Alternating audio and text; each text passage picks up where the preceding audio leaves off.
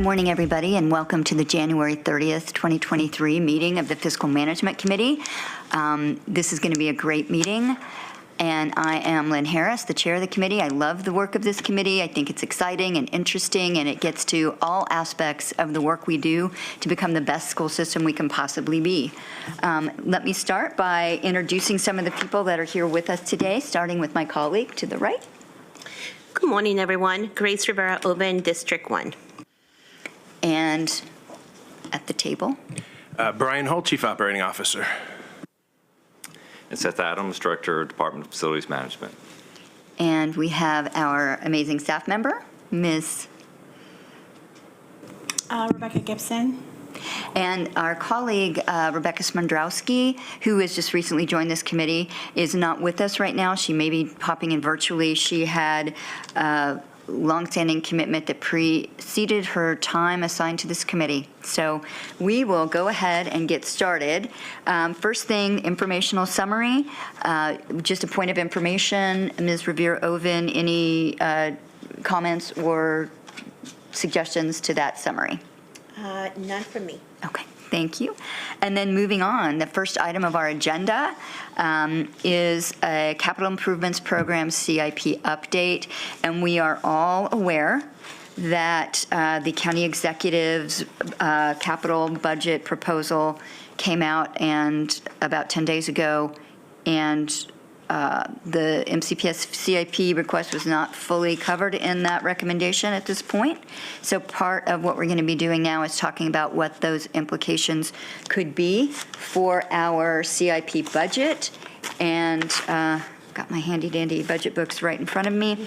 And so Mr. Adams is going to be leading us through where we are with our CIP right now and looking at the how we are planning. Hope for the best, plan for the worst, with regard to the CIP funding that the county will be sending our way. All right, great. So yes, just as an update for today in terms of where we are in the overall CIP process. As Ms. Harris mentioned, about 10 days ago, the county executive's budget was released. That's a recommended budget that goes over to the county council. The county executives recommended a $1.875 billion amended 6-year CIP for MCPS, which is $104 million more than the previously approved CIP. The challenge, however, though, is that is still $62.7 million less than the Board of Education's request.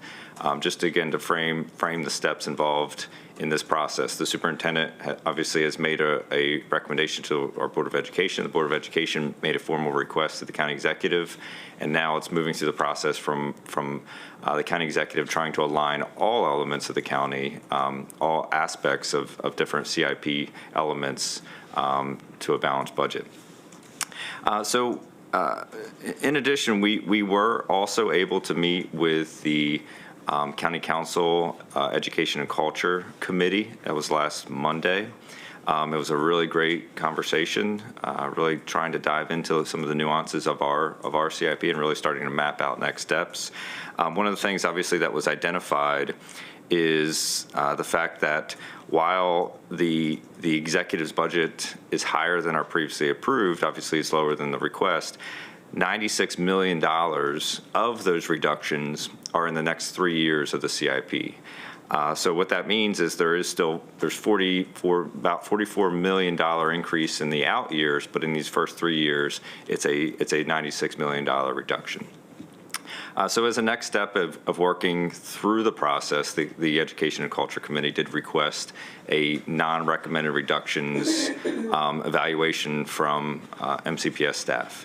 And again, this is a non-recommended reduction, meaning this is not something that the Board of Education supports. Obviously, the Board of Education supports their request. This is, in essence, just a process to really start to navigate and understand, what really this $96 million reduction in these first 3 years really starts to look like from a project perspective. And let me just pipe in for those in the vast listening audience. People who follow CIP for a while, and we do have advocates in our community that do. Can we say what CIP is for Yeah. those folks? Capital Improvement Program, which is the county's budget for its capital project construction projects. And so those that have been following it for a long time know that the process of the dance between the request of the school system and the funding that comes through the county is a dance that happens every year, and this non-recommended reduction is a process. Anytime it looks like the request of the system might not be fully funded, they ask the system to come up with, if you have to reduce, if you don't get the money that you're asking for, what project, how will you adapt your request? And so that's why they're called non-recommended reductions, but just so people are aware, this is not new. This isn't something to be overly concerned about. This is the standard way the school system and the county council go back and forth when we're looking at capital dollars. So, thank you.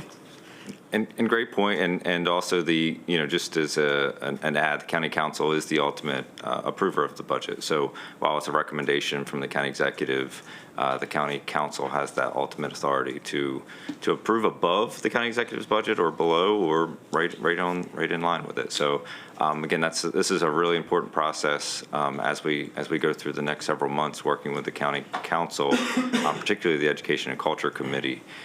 This is also a really important process, and one that we've spent a lot of time during our capital improvements program and public hearing process, really encouraging our advocates to testify. Some of the same things that we heard at the board meetings around needs, around really specific community elements that are important for individual schools and students. This is also now a time to start advocating on behalf of the school district at the county council level. I just want to, because we went a little bit fast for the people at home, I just wanted to clarify the numbers to see if I got them right. So we got $104 million more than the previous year in the county executive's recommendation for CIP. However, we are 62.3 million short of what we asked for. That is correct. And then there's going to be a reduction of 96 million in the next 3 years. That is correct. Okay, thank you. And I think, too, maybe just a little bit of background. So for those new to this process, those of us who've been doing this for a while know that the county does a 6-year planning cycle when it comes to these capital dollars, because the funding comes from many, many sources, including general obligation bonds. So we are almost to the end of, so some years we're in an amendment year when we're talking about CIP, and some years we're in a full CIP. So if you just sort of give us the context about actually where we are in that part of the cycle. Sure. So yeah, the county does look at this from a 6-year plan. However, the CIP is looked at from a biannual perspective. So every 2 years, you dive into the full CIP. The off years, as we call them, are the amendments to the CIP that are really just critical elements that just need to keep allowing the projects to continue forward. So where we are right now is an amendment year. So the request that went to the county executive from the Board of Education was a $164.59 million increase from the previously approved CI capital improvements program. And that is part of the amendment. So that's the amendment to the next 5 years of our CIP, our capital improvements program. So the other really important aspect of this is when I talk about those first 3 years, a $96 million reduction, while we tend to look at these budgets as a big bucket item, what's really important for the county, and particularly from trying to balance the overall budget, is to look at it in individual years. So FY24, so you'll hear a lot of those discussions around, okay, there's a $38.3 million reduction in fiscal year 24. while that's really important, because that obviously adds up to the total, really understanding what projects and necessarily what expenditures are really, if you have a construction project that spans over 2 years, you sort of break that project up into 2 years, and it's really just, it's almost like balancing your checkbook. How much money are you going to spend on that particular project in those given years? So the reason that 96 million in the first 3 years is really important is because over the next 3 years, our construction projects, when a majority of our funding and expenditures will ultimately occur. So when really thinking about how to meet the county executive's budget, you're actually talking now about construction projects. We're talking about projects that are either in construction, breaking ground, about to break ground, and trying to necessarily navigate how to keep those on track, to advocate for those individual projects, or worst case, what does it mean if those expenditures start to shift into the out years, which ultimately does, when you talk about shifts of expenditures from the first few years to the out years, that translates to delays. And that's typically how, in the past, and as Ms. Harris said, this is not news. This is a process that's been going on for decades. But typically, the way to meet some of those challenges in the first couple of years is to start thinking about project delays, pushing out completion dates over the next several years. So that will be a big part of the work. One of the encouraging things that we did hear from the Education and Culture Committee is we really talked about what are these projects that are in the first couple of years that would be impacted by the $96 million reduction. And they are very supportive of those projects. We talked about everything from, our HVAC work. If we have an HVAC program that typically is funded in that $20 to $30 million range, when you see reductions in that program, that just starts to push back more and more of those projects. Much of what you hear at your board testimony about, we need these systems replaced, we need these systems replaced. So trying to translate what the dollar looks like or what the limitations are of the budget to that of real projects is the work that we will continue to do over the next several months. But I would say, looking at this, so I'll just map out this $96 million. In FY24, the county executive's reduction is $38.3 million less than what the board request is. In FY25, it's $36 million less. And then in FY26, it's $21.3 million less. That's what totals that $96 million. And again, the FY27 and FY28, there is an a cumulative add of close to $45 million in those last 2 years. So essentially looking to move those funds into the last 2 years. Again, so just to outline what this non-recommended reduction process looks like. In our CIP, in the board's request, as well as the superintendent's recommendation, you sort of find it in both places. But what we really focus on is the large sheet that has every one of our projects, even countywide projects broken out, whether, again, that be ADA work, whether that be sustainability work, HVAC work. All that is mapped out on one page, and it shows the breakdown by expenditure year, so FY24, FY25, FY26. So the work of the non-recommended reductions is really just trying to see what projects you can move, what reductions can you make in those first couple years, and then, again, how does that translate to either project delays potentially? Does it sometimes leads to spreading projects out, which we saw in a Poolsville project where we did a piece of it and then we're coming back to do the second piece. And then unfortunately, in some cases, when our county-wides, it just means reductions of funds. So many times our HVAC program is the first one that usually sees a reduction, unfortunately, from the county council, taking that annual, let's say $30 million down to $20 million, there's $10 million you're able to make up from that $38 million reductions. Obviously, none of that is ideal. However, I just wanted to map out really this sort of the work that goes behind the scenes in trying to meet the request of the county council, Education and Culture Committee to come up with a non-recommended budget that would fit within that executive's scenario. Yeah, and I do just want to emphasize that these pressures on the capital budget aren't new. And we've been talking extensively, certainly for the 2 years that I've been on the board, about inflationary pressures, supply chain disruptions, cost overruns related, that got to start during the pandemic. And I know I've been very impressed with the way MCPS facilities especially has looked for creative ways to keep things moving while adapting to sort of the shifting sands of, what are the inflationary cost overruns going to look like? How are we going to adapt our contracts and our stage our projects? So you have, not me, you all have found ways to keep the work moving despite the difficulties that we've kind of faced on the capital funding side. So just my appreciation for that. But just so people understand that this isn't all gloom and doom. We're gonna find a way. It just means we have to be creative and innovative. So. And I would say, from that perspective, not all gloom. This is, I do believe the county executive's budget is very advantageous to MCPS in light of all the challenges the county is seeing from a revenue perspective. I think when you really look at the dynamics of how we're funded as a school system through the county, obviously, things like impact tax or recordation tax are really important.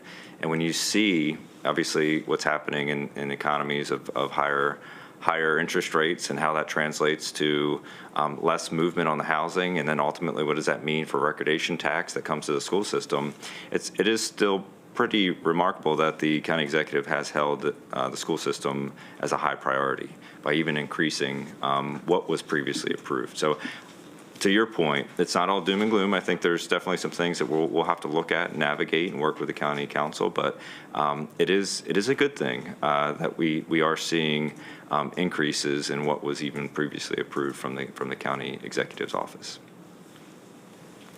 So one of the things that you mentioned and you and I discussed a little bit earlier is, we don't want any surprises when we're looking at the non-recommended reductions that the Education and Culture Committee is, as it's,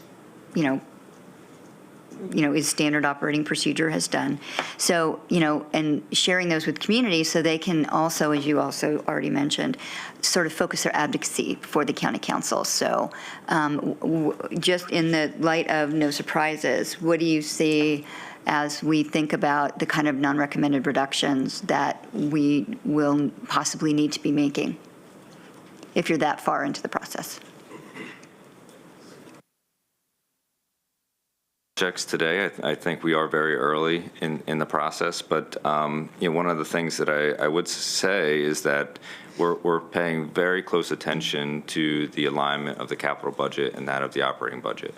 And so when we think about some of our discussions around staffing, initiatives around early education, much of that, again, we can't just move people to spaces that don't exist. Much of that exists in our CIP. So really highlighting what are the cause and effects of some delays. Let's just say, for instance, if it's a goal to open and staff an early education center in the east part of the county, and it aligns with a certain date within the CIP, if that gets pushed on our side, we have to obviously talk about what the implications are on the other side. So I do think, really those steps of making the connections between what we're experiencing on one end and obviously the priorities of the other are going to be really important. We do obviously, and we've talked about this at the previous board work sessions, at the high school level, the capacity work that is in the CIP is critically important. When we think about schools, many of our high schools that are approaching 600, 700, 800 students over capacity, these projects that are in here to relieve those are critical. So we think about the Woodward project, the Crown, the Northwood, the Damascus. All those projects have a tremendous reach in terms of impact to students.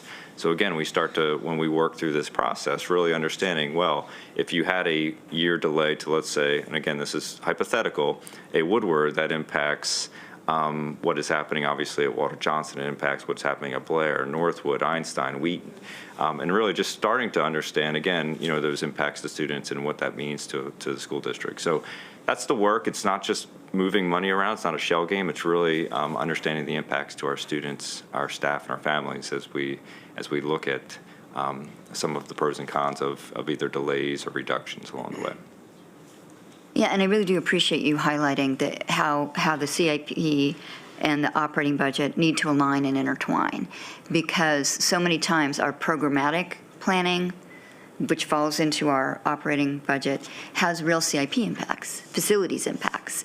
As you said, early childhood education, creating that capacity requires a specific kind of space in our schools, and we can't make it up. We can't have an early childhood education program when we don't have the space and the facilities for it. So I really appreciate you highlighting the fact that it is, when we look at maybe, moving some projects or shifting some of the staging of some of these projects, it really is a conversation around what is the system's priorities on the operating side as well.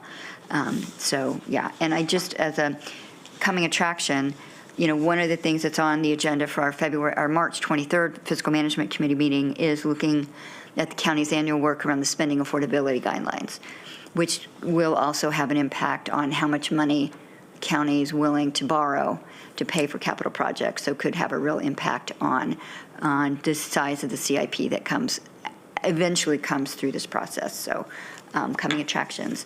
Now, Ms. Rivera-Oven, any questions? No, I'm new, so bear with me, and thank you, Ms. Harris. I just wondering then, is that when we start talking about some of the impacts of some of the reductions that could take place, some of the delays on March 23rd? That's around the time when we start to get concerned about certain projects, or is that later on? Like, I'm just trying to figure out a timeline. So there are a couple critical steps here. These staff level non-recommended reductions, again, that's not supported by the Board of Education. We will begin to provide those to the County Council Education and Culture Committee mid to late February. And we will be prepared to come to the Board of Education. I believe it's on the February 23rd board meeting. We have an item which is your spring CIP amendments and work session. We'll start to talk through what those non-recommended reductions look like. We will map out critical dates in terms of when it's appropriate or when are our timelines to testify at the County Council. Hopefully by then, again, you heard from Ms. Harris about the spending affordability guidelines. The County Council will start to look at that in February as well. So I do believe at the end of February, when we make that update and that work session element around our spring amendments, that's going to be a really good opportunity for us to communicate to the communities, again, what are those potential impacts and the timelines to advocate on the school district's behalf. Yeah, and I appreciate that because, this is an evolving process, and staying on top of it for us and for community and engaging with the council and all the opportunities that are available to do that are going to be important. So I appreciate you highlighting that as well. Anything else you want to talk about while you're sitting here? No, but I do think sometimes you just see these numbers, you don't know necessarily what it means, but the CIP has over 5,000 new seats for our students. That's at stake in this, and 5,000? Over 5,000 seats, and that's pretty staggering when you think about it in terms of what this translates to.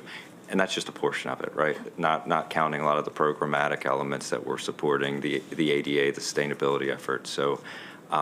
This is a really, really important CIP for the school district at this time, and as much as we can communicate and work with our school communities and our partners, I think we'll come out okay. Yeah, thank you. And, you mentioned 5,000 seats. That is actually larger than a quarter of the school systems in the state of Maryland. So as we keep that, kind of focused, and Montgomery County realizes less in the form of state matching on our capital projects than any other of the Maryland school systems. So that too is part of the landscape in which we operate.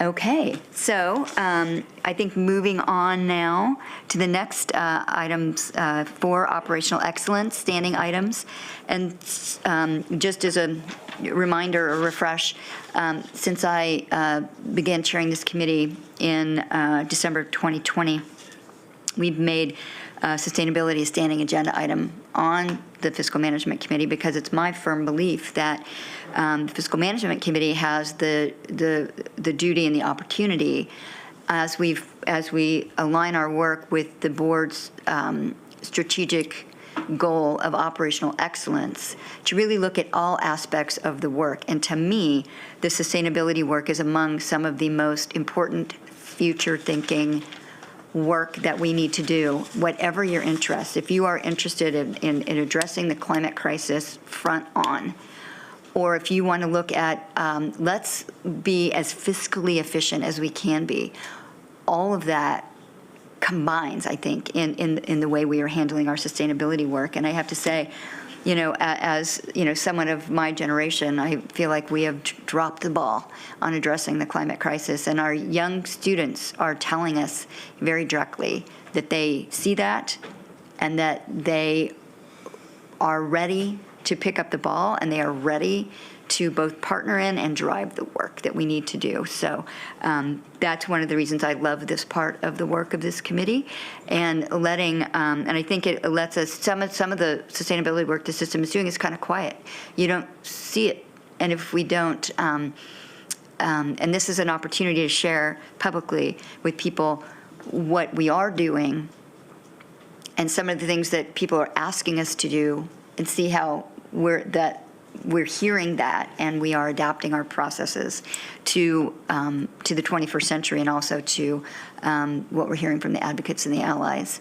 And so, yes, we're going to start with an update on what's getting a lot of buzz is the electrification of our bus fleet. MCPS should take a big victory lap, and how we are really out in front of that work. So I think I'm going to turn this over to Mr. Hull to just give us an update.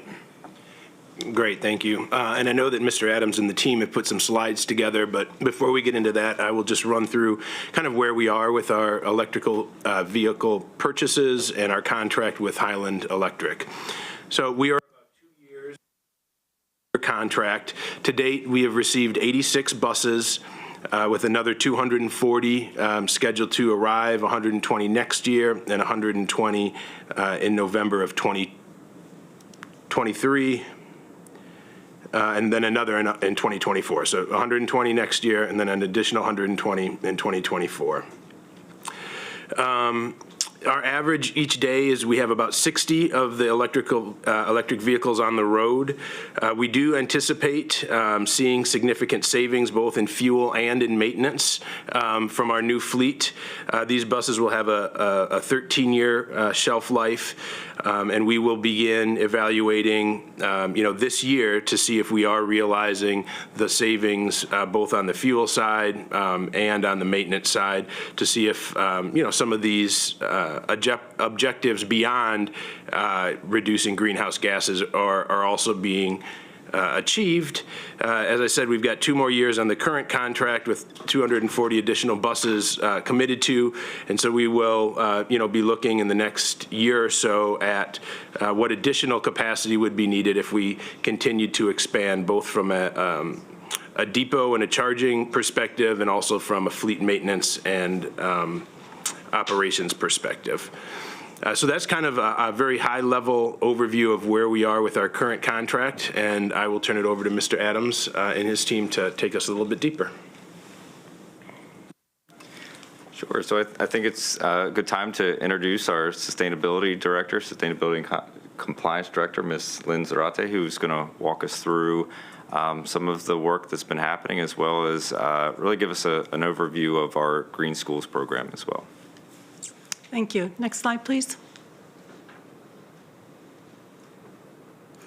That's just a quick overview on the buses that Mr. Hull just presented. So that's where we are on that. We can look at the next slide so we can talk about the Maryland Green School Program.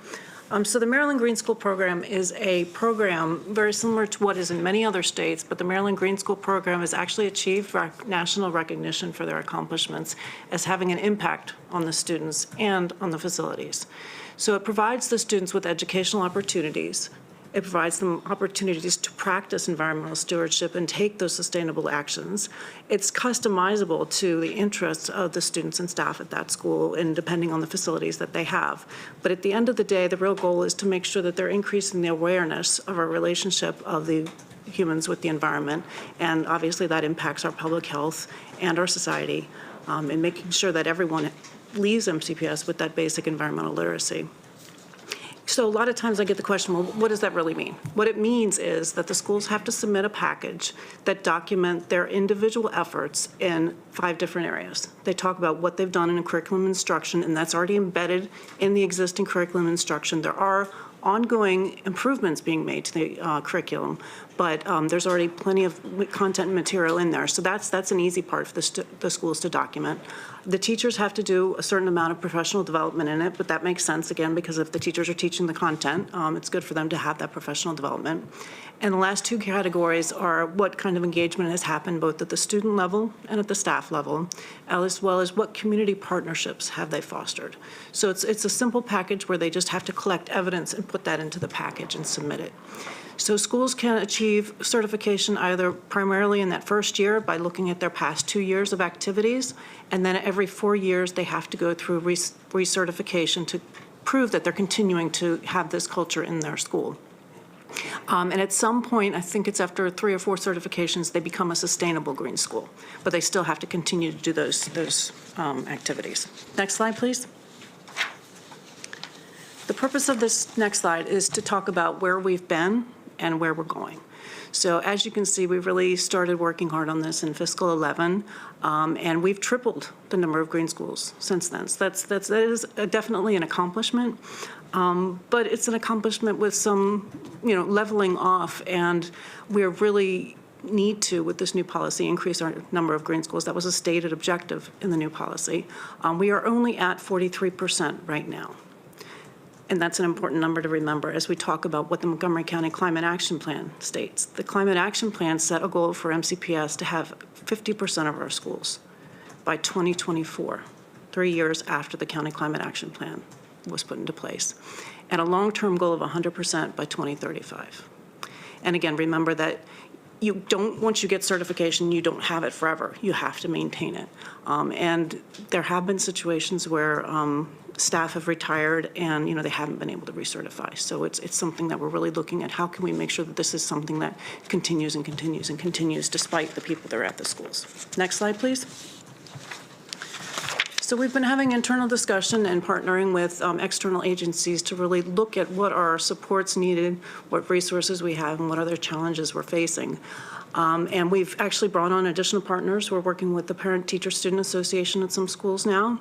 And of course, what used to be called Audubon National Society, now they're called Nature Forward, has been a long-standing partner in bringing on a significant number of schools every year.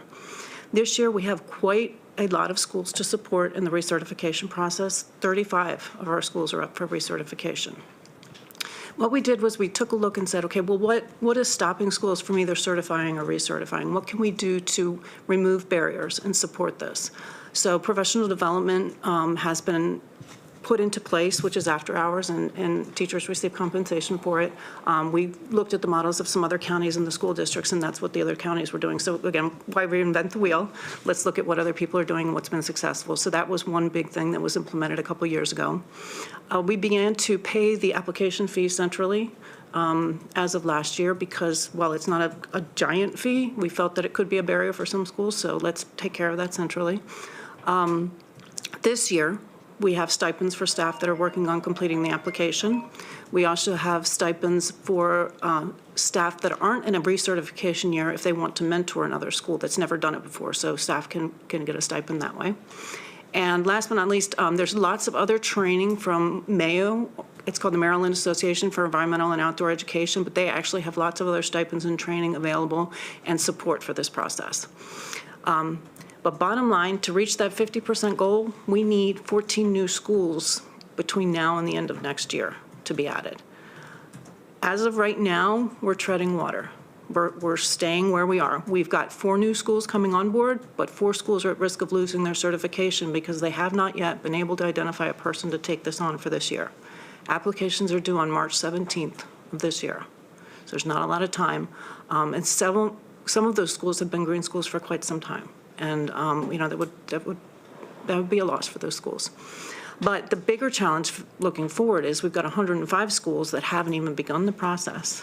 And we've got till 2035, and really, obviously, we want to do this sooner than 2035. Last slide, please. So, number one, we want to make sure that we get certification for all of our schools. We need our school administrators and staff to lead the process. We have seen some success at our secondary level where the students can actually do a lot of that legwork of putting together the package, but obviously they need someone on the faculty to be their liaison and leader. And last but not least, we will continue to assist the schools with those applications and do everything that we can to make this program successful. And I would just add from the Green Schools perspective, we've talked about this obviously at the board table a few times, this behavioral, this cultural change that is necessary in order to meet the Board of Education's policy. So I would say one of the really positives that have come out of this is the student voice that's really begun to bubble up, and one that we're hoping to harness here. And then really, again, have the students help get the adults on board and to change some of the process. I know there's a tremendous amount of work that happens in our schools, and sometimes, obviously, this is not always a high focus. But I think the other aspect to our work is we want to try to make this as easy as possible. We wanted to make it as seamless as possible. So, again, ways that work that's happening on our capital improvements program that's intersecting with the operating, looking for stipend opportunities, looking for ways to make the buildings almost become the learning tool. Those are also really important for us as we continue these endeavors. But we think we're optimistically hopeful that we're going to meet the climate action plan, and hopefully in a coming meetings we'll be able to report back that we've met those goals, and we're finding successes that others can learn from as well.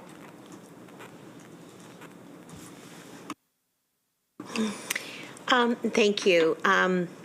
I had the pleasure to visit Sherwood High School last week with Mr. Miller, who does a lot of work with, and you probably are familiar with his work. And I have to tell you, I'm a bit disappointed that we're not as far as we should be in Montgomery County. This is something that I heard when I was running for office from not just students, but many folks in the county who care about the environment. For full disclosure, I am married to an environmental engineer, and my kid is getting his degree in environmental policy in Maryland. So this is very hard close to my heart. And when we were talking, it was me and my colleague, Ms. Yang, we were talking to Mr. Miller. We met with the kids, and the kids are these young people are so excited. They know exactly what they want to do. They know exactly. And yet, it's really hard for them to do it because I feel the adults in that building are not really very supportive of the mission of what the kids want. So, to me, it's like a paradigm shift that has to happen with the adults in the building, with the leadership in the building. And I'm sorry I'm being so direct and blunt, but if we are going to try to meet that number, right, then we need to kind of be conscious of what the barriers are. It's not the young people, and it's not people like Mr. Miller, but it's really everyone else. So I don't know what kind of training the staff goes, or the leadership staff goes through, that this is something so important that has come even out of COVID, that young people truly are passionate about. And whenever we find something that our young people are passionate about, we should be 100% supportive, even for their own mental health. This is something they believe that, because this is something, unfortunately, that my generation, we dropped the ball on. And I don't want us to drop the ball on again. So for me, it'd be really helpful if you can tell me, have we tried a stipend before for some of the teachers? Because this is extra work and a burden on a lot of our teachers are already taking on a lot. So I think that's only fair that if they're going to do this kind of work, that they get at least a stipend for it. And if we haven't, why not? And if we're going to, when? and how. And the other question I have is, I'm a visual person, Mr. Holt knows this, I really need to know the schools that are right now on that list that are working well. I want to know, I want to map it out, I want to know where they are, and I want to see if there's any areas where we're actually not doing well with our farm schools, or schools with a large Black and brown communities, where we can actually also do some of this work, and it might be cultural as well.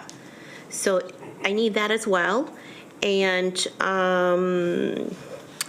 you mentioned there's 14 schools that need to be added to be on track with the counties.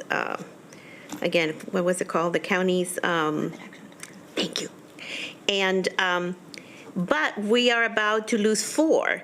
So really, you might be talking about 18 possible schools. That's a lot of schools to do in a year plan. So I want to see what the plan is going to be for us to move forward. Because again, this is something that our young students from kindergarten on are very passionate about. Thank you. Yeah, so thank you for that, and I'll start and then turn it over. I think we all agree with you. It's unfortunate that we aren't further along. My sense is that we may have, lost some steam through COVID and when people were actually out of the buildings for a couple consecutive years there, and so I think it's, incumbent upon us now to make sure that we're accelerating this work as we come out of COVID. Obviously, there is a lot going on at our schools. People feel pulled in many different directions, but I wholeheartedly agree it certainly is not the students that are holding this back. And so we need to make sure that we're leveraging, the great work and the great ideas that they have to move this forward. And I would just say, as a real rough sketch of how we approach this going forward is making sure that, while this does fall in large part on our principals and our school level staff, that they have the support that they need from the central office. And so we'll make sure that we know, and I'm sure the team already does, which 4 schools are at risk of losing their certification, and that we reach out to those principals and make it clear to them that the expectation is that this is maintained.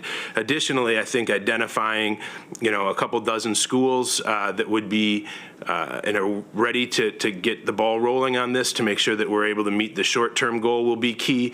And then also just, again, making sure that all of our schools understand that this is not a wish, but a requirement and an expectation of this board and the Board of Education for Montgomery County Public Schools. So I think, in collaboration with our schools and with our climate team here, there's a lot of opportunity to make some serious headway over the next several years, and that's what we want to do. And to your point about the stipends, so in the past, there were stipends available if they went to the training sessions.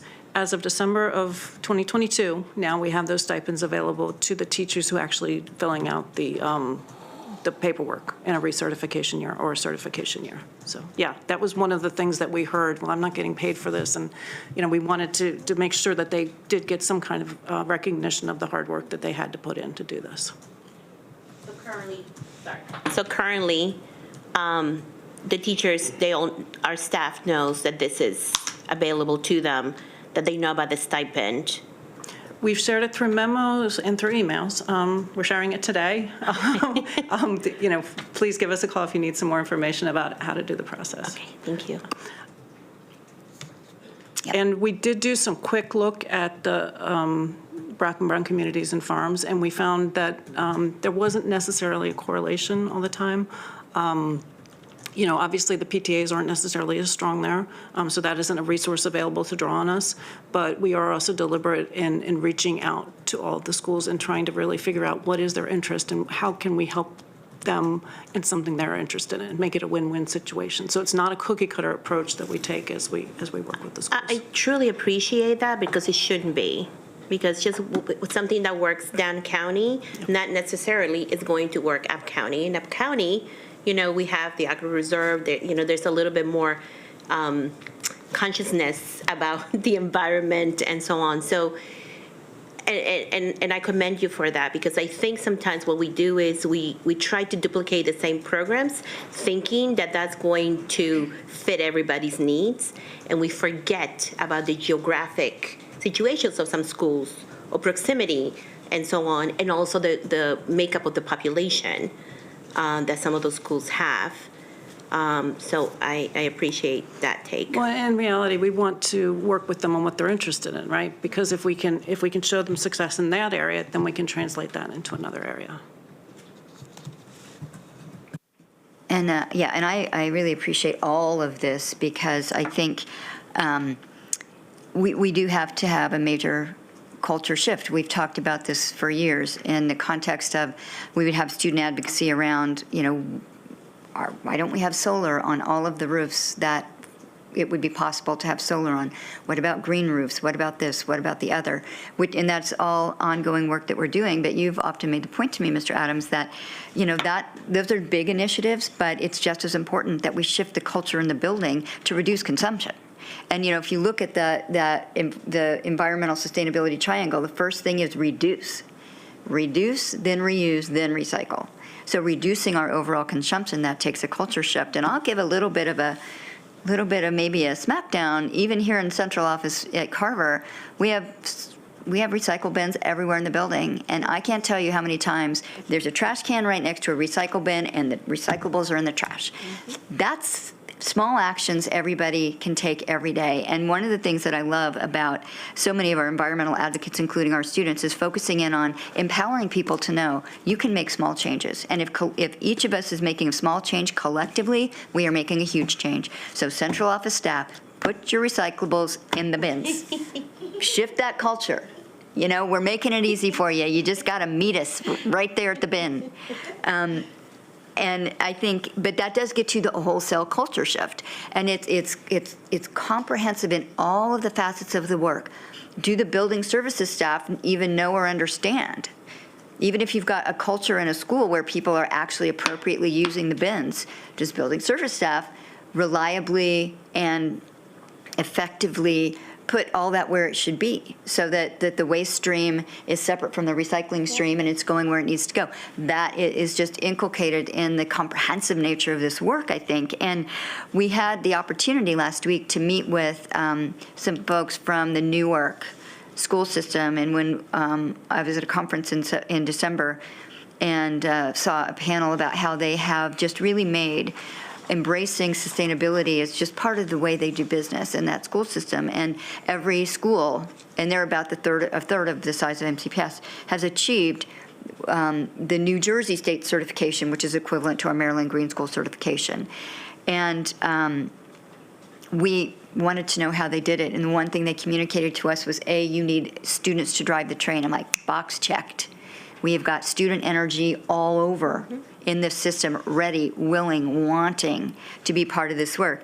And then they made clear that it has to come from the top of the system, and it has to be made clear this is the way we're going to do business.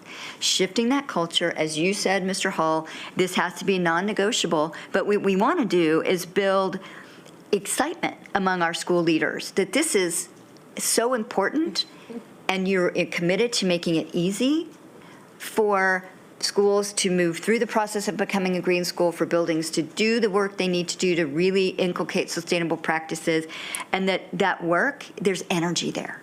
And I guarantee you, in every single school, even if maybe the principal isn't the one, there are people who are passionate about this work and how we unleash the energy of our students and find those people in those buildings who want to make the change. I see opportunity everywhere, and I just, let's power it up. Let's get those students as our full-scale partners. I know we've talked about for a while in sustainability, having a student sustainability, advisory group or something like that. That's a standing piece of the work in the sustainability office and the sustainability division, and that it's a process that's repopulating as as the nature of the work in a school system. Students are moving through. But how we build the bench of that student energy, because I think it's out there at every level. And I would just put out a shout. When my son was in elementary school, our elementary school went through the process to become a green school. And we did it through the green team with support from what was, I think it still is called CERT, and the amazing Mr. Jim Stuft. who really came in and empowered those second, third, and fourth graders to see how influential they could be in changing the culture of the school. And I think is key is, you show people they have the power to do it, and you really increase the odds that they will do it. And so I'm really excited to see that we're committed to the Board of Education is definitely committed to that. We said so in that sustainability policy that we passed, thankfully. And I will, credit where it's due, came from the vision of facilities, what they wanted to do. And then with the Board of Education coming behind and saying, then let's make it happen. What do you need? How can we help you? And then, of course, the students were big drivers in advocating for the policy and understanding the policy, commenting on the policy. So I see so much opportunity here, and we're just going to keep it front burnered. And whatever you need from the board, I think we are committed. Students are committed. Let us help you make this all happen. And looking forward to what we're going to be talking about in the sustainability picture at our March 23rd Fiscal Management Committee meeting as well. So, what am I missing?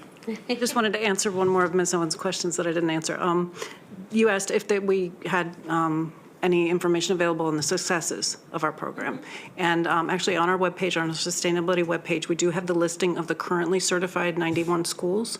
And if it's not up, it should be up this week. We're also working on a site that just talks about Maryland Green Schools and has some exemplars of some green school certifications from the past that were really, really successful. And so it gives them ideas from successful in the past. Even though our staff are there, our staff aren't there all the time 24/7. So if we have this web page up, hopefully it'll inspire people in different ways.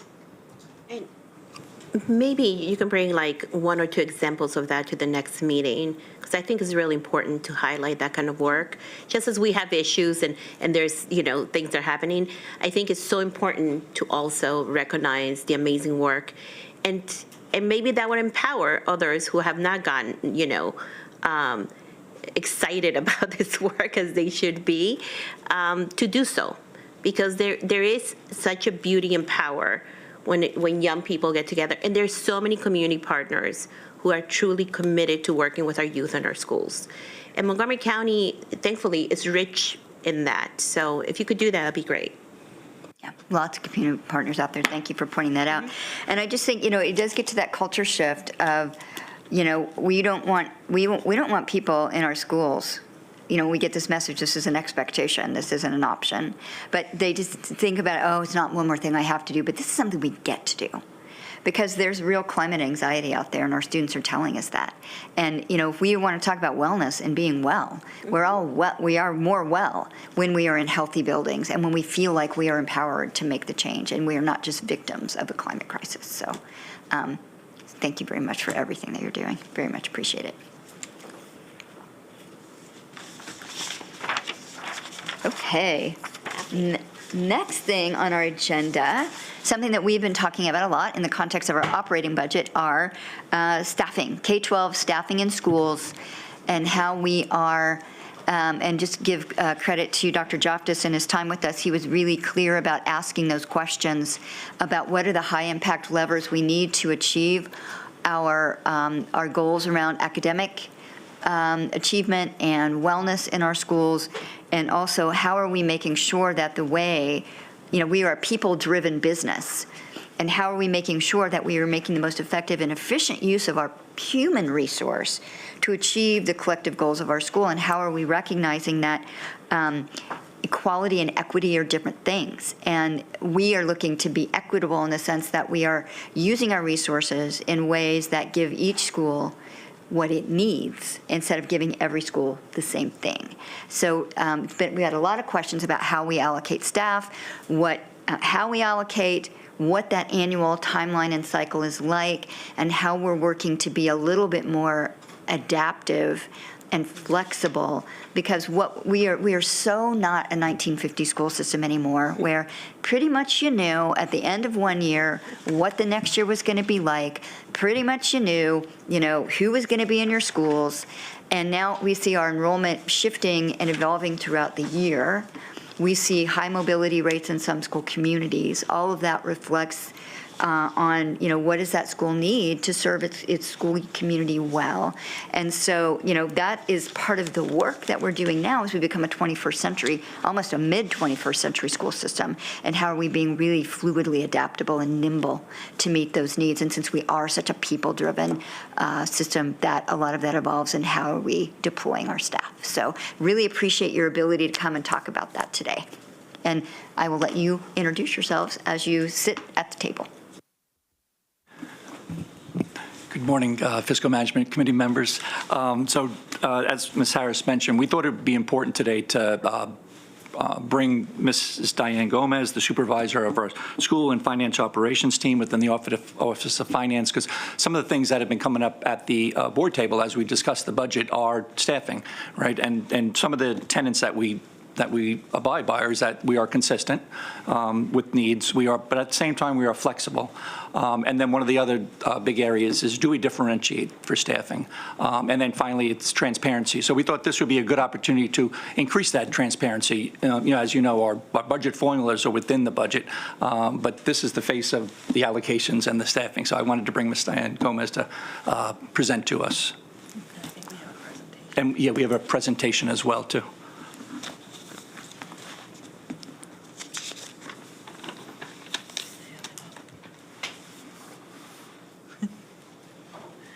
I can do it. And Mr. Riley, you didn't introduce yourself.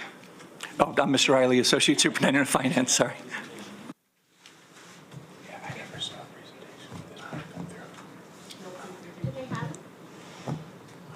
Maybe not, maybe you I can do it. I can email it to you.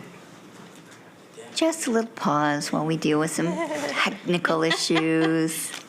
So anyway, while we have just a minute or two, Ms. Rivera, of anything in particular you're interested in seeing at this point? At this point, no, I'm just, with this presentation coming forward, I just want to see just how, the formula of how they allocate certain schools, like how it is that process. Because as I'm learning and I'm new, and thank you for being patient with me, to me, those things are important. And I think it's also a question that a lot of folks at home have, what is the process that it goes through? So nice to meet you, Mrs. Gomez. Very nice to meet you. So I'll introduce myself. I'm Diane Gomez. I'm in the School and Financial Operations team in the Office of Finance. Most of our office focuses on obviously supporting fiscal agents because of our name, but we also, a big part of what I do is the staffing, running formulas for the staffing that goes out to schools and working with departments. And that's what I'll kind of run you through. And I'm not going to really wait for the presentation. If they do get it up, then I'll flow with it wherever we are. This is what we do as teachers. So, yes. To start, the one thing we do, the base that we use are projected enrollments, right? And so we determine growth, and I use the word growth, but realizing that growth can also mean that we have a decline in students as well. So we determine growth by comparing last year's projected enrollment to this year's projected enrollment, and you might hear budget folks talk that's budget to budget. So we're not using actual enrollment to determine the staffing initially. Our demographer does look at actual enrollment when calculating the projected enrollment. And so she would look at, if she was calculating for FY24, for next school year, she would take this year's actual enrollment at like day 30 and use that to help with all her many formulas and many ways that she looks at to determine the projected enrollment for this year. And so that's the first piece of information we use when putting these into formulas. Also, there's a whole other side of K-12 that are non-position accounts. So we will study trends in spending over years. So I did a recent one. Usually each year I look at about the last 4 years of spending, and it's been unique with COVID. And so you have to kind of determine, is this how it's going to continue, or is it going to go I don't want to say back, but are we going to kind of go back to the way it was, or will it be a combination of both? And so I do study trends with our team to determine if we need to do any realignments within the K-12 budget, if there are efficiencies, ways that we can save to help with other needs for the school system. And then the last thing that we do is request information about new schools. Obviously, if we have new schools coming in, we need to add that to the budget. New programs, if there is an interest of the school system to, institute any new programs that will be in schools where we need more staffing or resources.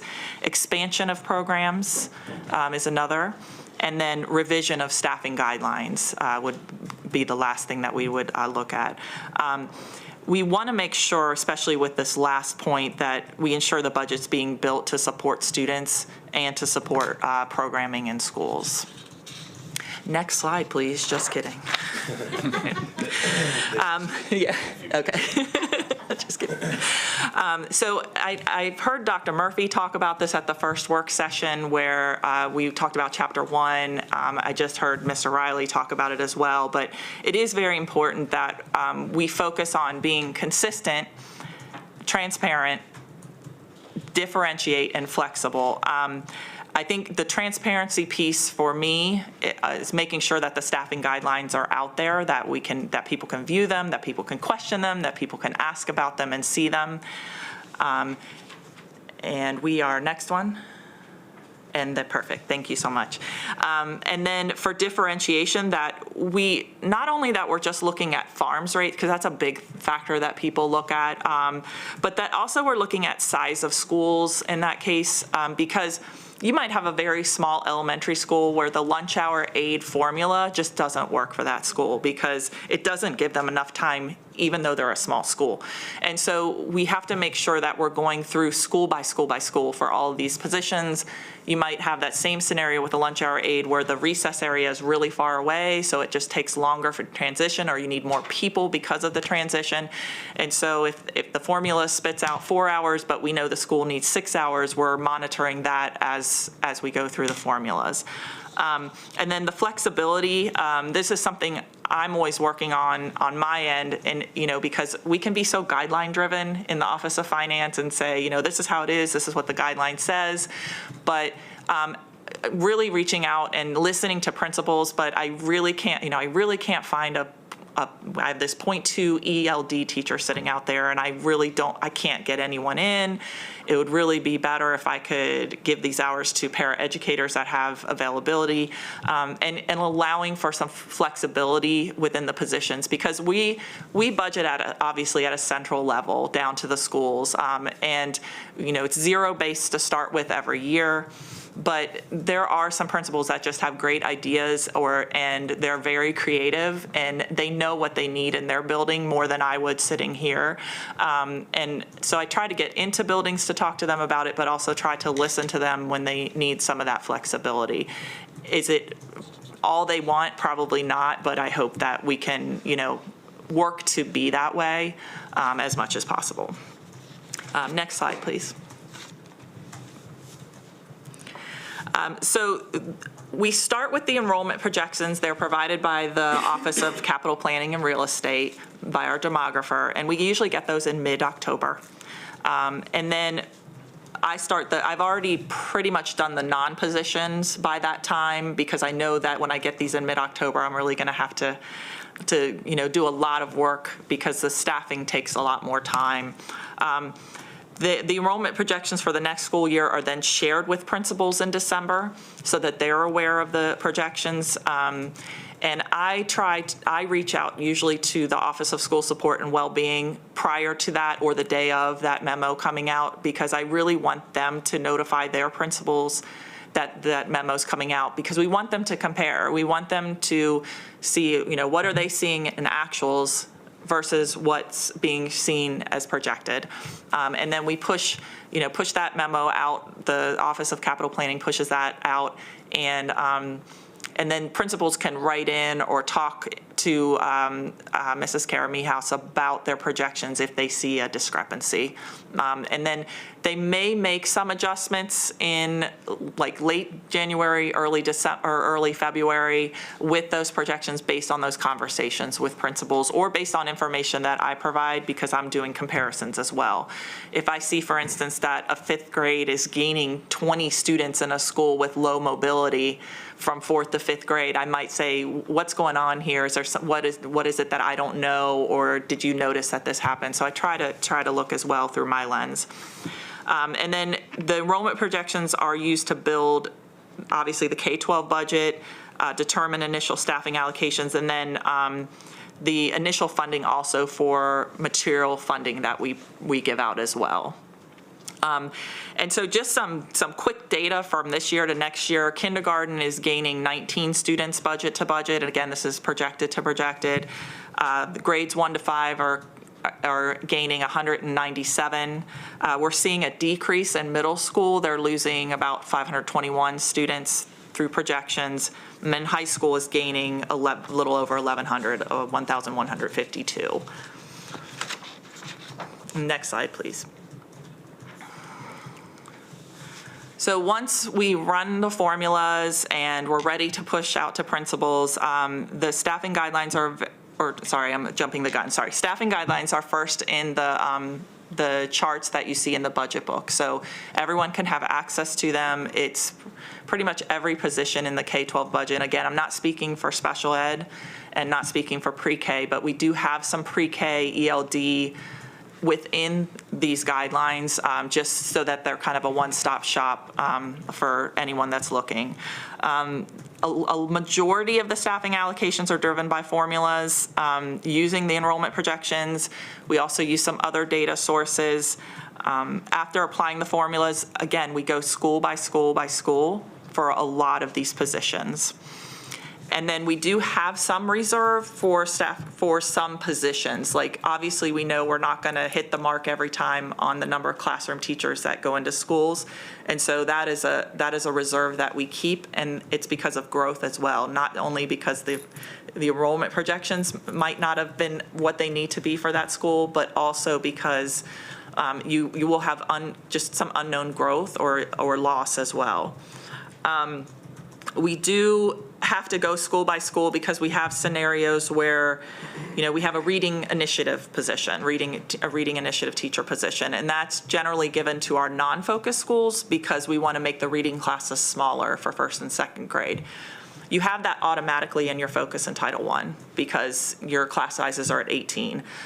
But in the non-focus schools, you don't have that. But then we also have some focus schools that have special programs, like immersion programs. And those class sizes are usually larger in first and second grade than the other class sizes in that same building. So we do provide reading initiative for them as well. So it's not like just a one-stop. If you're focused, you don't get, or if you're non-focused, you do get. We look at each of the programming and programs in the school. Another thing we try to do with key positions, such as an assistant principal position in an elementary school, if they were a single administrator school, principal only, and we put in an assistant principal this year, but then the formula shows next year that they really shouldn't have that assistant principal, we don't want to pull that assistant principal the next year just solely because of numbers. We want to have some consistency in the school. And so we try to look at that as well over time for key positions in the school. Next slide, please. So then we move into actually making decisions about schools. It's not just me. I do a lot of the work up front to run the formulas, to actually look at schools and take into account some history that I know about the schools. But we do hold staffing retreats with the Office of School Support and Wellbeing. We have the Office of Human Resource, or the OHRD, the Office of Curriculum and Instructional Programs. We will also have some members from Department of System-Wide Security or Safety and Emergency Management. And we do pull some staff from OSSWB regarding counselors. And so we bring all of these people together for about 2 or 3 meetings. They're usually about 4 hours each day, and go through key positions, because we want the people that are on the ground with the schools and know what's going on in schools to help with those decisions. And so there's multiple offices. We might not have them there all at one time. We kind of program them out and just so we can have the people there that we need when we're talking about the positions. So it provides those people just an opportunity to present what they know about and going on in school, to advocate for those schools. Sometimes we can't work magic, the budget is what it is for security, but what I do learn, I'm just using security as an example because that's a big item right now, is going to those meetings allows me to come back to the budget and say, they were really asking for 2 more FTEs of this because it'll really make an impact on this school. What can I do within the K-12 budget to make some realignments to make it work? Okay, maybe they didn't need enough of this, or they didn't need all of this, but they do need something here. And allowing that realignment opportunity is really good as well. And I think a lot comes out from those meetings because of that. Next slide, please. We do make adjustments sometimes in early February, or we do absolutely make adjustments in early February. One, because projections might change, but also whatever comes out of the staffing retreats. It does allow for some changing of allocations. And this is all before principals are seeing it. So when we get questions like who's losing an administrator or that sort of thing, generally we don't like to provide that information to public because we want to allow the principals to be able to process and know what's going on in their schools. Also, if it's a big position like an administrator position, we work really hard to have the directors or the associates share that information with principals before it comes out to give them time to either advocate for their school, process the change that's going to happen, work behind the scenes talking to the actual people that are going to be impacted in their school so that it doesn't just come out fresh on February 16th without any pre-work. And then we do push them out to school in mid-February. This year it'll be February 16th. And it comes through this program we have called SAE, which is School Allocation Execution. It sounds awful, but it's on a report that's the school allocations report, and it's an online report that principals have access to starting on February 16th. And then prior to us deciding if we're going to give more staffing to schools or if we have to pull staffing from schools, we find it's really important that all the course requests are in for secondary schools so that schools know what they need, and that also homeroom enrollments are completed in the elementary level so that we can see how kind of the buckets that they're falling into in the different grade levels. We really need that completed before we can make decisions, especially for classroom teachers, more is what I'm focusing on here. Because we don't want to come into a situation where a school might be overstaffed or understaffed, and we scrub through those master schedules to help with that decision. Sorry, when do you need that by? When is the deadline for that? So the course requests, we give them a deadline of June, and I think this year it's the 23rd, if I'm correct. But they can do it prior to that, obviously. But that's more to make sure that when we're looking at actual enrollment, because I'm running reports from March to August to make sure that the actuals are really, that the staffing we have given them fits what the actuals are, because then we no longer work with projected. Like we have actuals right now, but there's obviously some shifts going on because of magnet programs or regional programs where students are going to be moving in and out. I'd say that settles around May or June. Some we can predict, like Centers for Enriched Studies, we can predict that every year. But others, we need to wait till about May or June. Doesn't mean we don't give staffing prior to that time, but it gives schools that deadline to know that they need to get that stuff in. And then we don't want to get into the practice of pooling in July and August, because it really wreaks havoc on the master schedule, especially in a high school, because you have this schedule and now I have to pull a 0.6 teacher and find a place for those kids and a course for those kids. And then I think this is the last slide, the next slide. This is the part I was speaking about already, is just monitoring that enrollment. there are weekly or bi-weekly meetings that we have with kind of that same group that's involved in the staffing retreats. And principals can submit staffing requests through a Google form, and then we review those requests and make decisions as a team, and then we make recommendations to the chief, to Mrs. Rubin, and then she makes the decision to add or, whatever the recommendation is. It's mostly just to add. But we meet as a team, make recommendations as a team. It's not one person making a decision for a school. And then, obviously, staffing is going to change based on changes in enrollment. Not for every position necessarily, but definitely for to the classroom instruction if it impacts classroom instruction. And then the last slide's just for questions that you may have or comments. We're good. We can go to the next. Sorry, I didn't push you to that one. Okay. Thank you. Thank you, Mrs. Gomez. I do have a couple of questions. It's very interesting, this how this all works, right? This is really not how the public sees it. So this is, for me at least, is very educational. Thank you for your work. And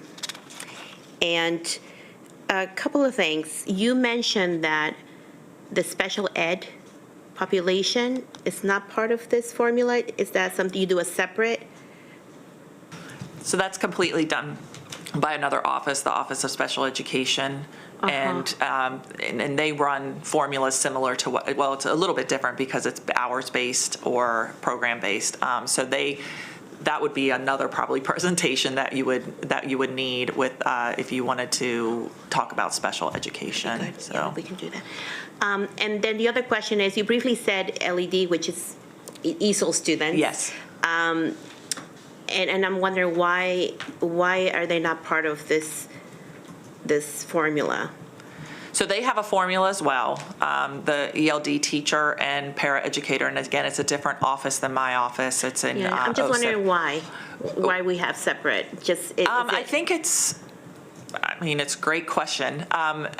Because we've always done it. No, I'm kidding. But I think you need just to have. Just for the record, finance people have a funny humor. This is great. Finance department's funny. Yeah, exactly. I like it.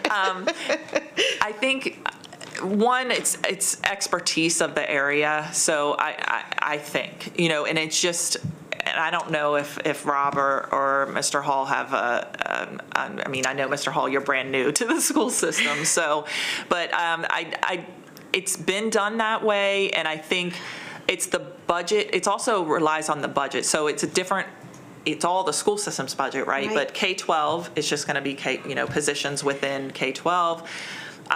Do we meet in isolation? No. There are times when we're all together, especially during the March to August time when we're talking about pools and ads and all of that. All of the requests come to the same place. So for special ed, for ELD, for K-12, I don't think we've gotten pre-K ones yet, but they all come to the same sheet. And we will have meetings where we will have ELD with K-12 with special ed. What we don't want to do is if I say in K-12, I know that there's extra room in this fourth grade class, but that school has needs more staffing in ELD. We don't want to give one and take to the other. We don't want K-12 to be supporting the needs of the ELD students. Not that they can't, but we want to make sure the staffing is sufficient in all the areas. We don't want supplanting. And so I think we do work a lot with each other. Like I work a lot with K-12 on the Title I on the supplanting issue. And so to say we do it in isolation is not true, but running the formulas and making sure that each school has what it needs, yes. And I'm going to tell you where I'm coming from. Yep. I have heard from a lot of special ed parents where they feel that the ratio per teacher per student is much higher than it has been, which then we have students eating in their classrooms because of that, which then it goes into the quality mental health of the child. So And then for the ESOL students, or LED, I don't know when that change happened, but most people know it by ESOL, so that's, so I'm going to stick with that for now. We know that the growth of the population last year was in that particular area. So you know where I'm going with this, right? So when I see how you did your formula, I'm very curious because we had almost 2,000 students grow in that area, but yet what the system is asking is only for 25 positions. Now, for disclosure, full disclosure, I am not finance savvy, but when I look at the numbers, it's not matching up to what I see the need was. Because if you're telling me we're using the numbers from enrollment from last year to get the formula for the budget this year, then there's something that I am not quite understanding. So I am going to defer to Mr. Riley for the ELD or ESOL question, because I'm not over the whole budget.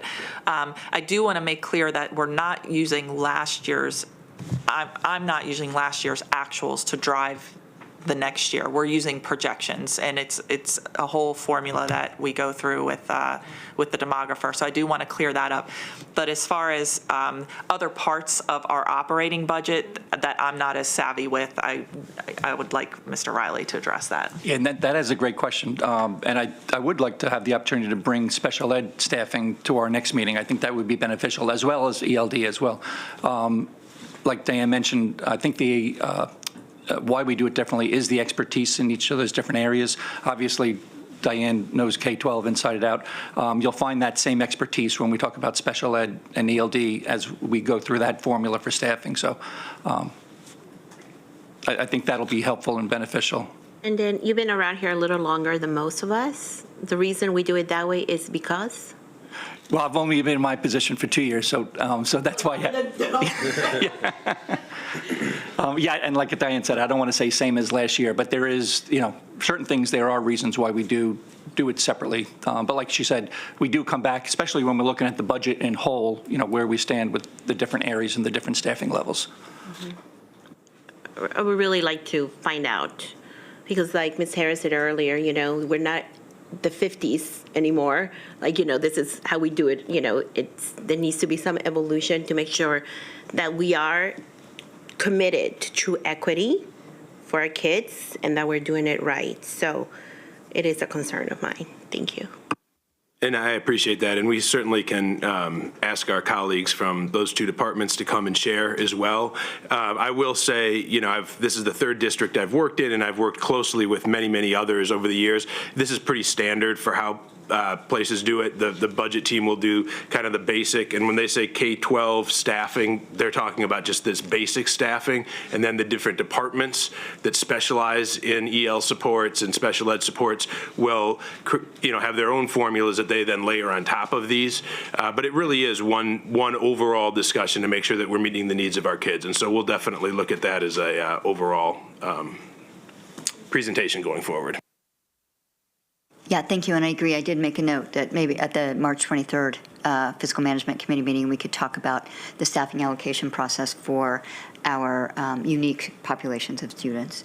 And I suspect part of it gets to the fact that there are very unique, specific funding streams for some of these programs, and so those are, and there are very external obligations on the school system around some of those unique needs, learning needs. A couple questions for me, and I did appreciate, Ms. Gomez, first, your humor. Always makes everything easier.